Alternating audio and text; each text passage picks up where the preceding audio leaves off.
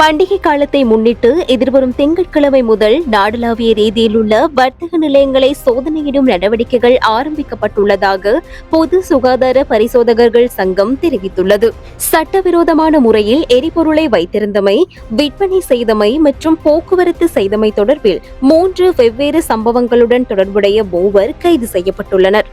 நேற்று யாழ்ப்பாணம் சாவகச்சேரி புத்தூர் வீதியில் டிப்பர் வாகனமும் முச்சக்கர வண்டியும் நேருக்கு நேர் மோதி இடம்பெற்ற கோவறு விபத்தில் தாயும் மகளும் உயிரிழந்துள்ளனர்.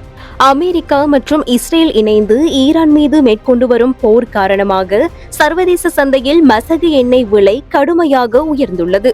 ஜனாதிபதியின் பணிப்புரைக்கமைய நாட்டில் போதைப்பொருள் தடுக்கும் நோக்கிலான முழு நாடுமே ஒன்றாக எனும் தேசிய திட்டத்தின் கீழ் நேற்று சுமார் 852 பேர் போதைப் பொருட்களுடன் கைது செய்யப்பட்டுள்ளதாக போலீஸ் ஊடகப் பிரிவு தெரிவித்துள்ளது. பல்வேறு கோரிக்கைகளை முன்வைத்து வட்டிக்கோட்டை பிரதேச வைத்தியசாலைக்கு முன்பாக மக்கள் நேற்றைய தினம் அமைதி வழியிலான கவனஈர்ப்பு போராட்டத்தில் ஈடுபட்டனர்.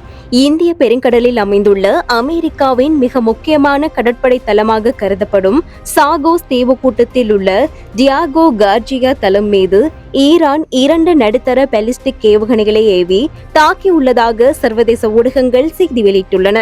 தகவல் அறியும் உரிமைச் சட்டத்தின் கீழ் கோரப்படும் தகவல்களை தேசிய பாதுகாப்பு என்ற போர்வையில் தன்னிச்சையாக மறுக்க முடியாது என மேன்முறையீட்டு நீதிமன்றம் தீர்ப்பொன்றை வழங்கியுள்ளது. பயாகலை மெட்டியமுள்ள பகுதியில் 2 துப்பாக்கிகள் மற்றும் தோட்டாக்களுடன் 2 கைது செய்யப்பட்டுள்ளனர். நூரலியா பகுதியில் உள்ள கிளாசோ தோட்ட மத்திய பிரிவில் நேற்று வீடொன்றில் திடீர் தீ விபத்து ஏற்பட்டதால் வீடு முற்றாக எரிந்து சாம்பலாகியுள்ளது. உறுதிப்படுத்தப்பட்ட உண்மை செய்திகளை உடனுக்குடன் தெரிந்து கொள்ள ஆயுள் மீடியாவை ஃபாலோ செய்யுங்கள்.